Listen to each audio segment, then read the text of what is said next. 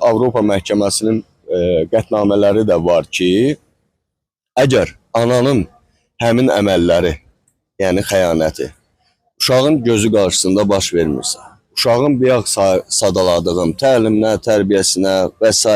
ümumilikdə uşağın mənafeyinə mənfi təsir göstərmirsə, bu artıq əxlaqsızlıq kimi qiymətləndirilmir, bu o ananın şəxsi həyatı kimi qiymətləndirilir. Necə ki, ata xəyanət eləyir çöldə qadına, biz axı qadın və kişi hüquqlarının bərabərliyindən danışırıq.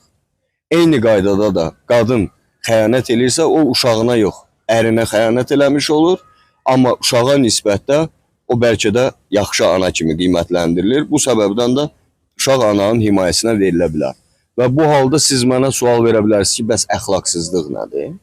Əxlaqsızlıq bayaq dediyim kimi artıq ana bunu öz həyat tərzinə çevirib, həmin xəyanəti və yaxud da o cinsi münasibəti bunu pul qarşılığında eləyir, qrup şəklində bunu həyata keçirir, eyni cinsi ilə keçirir.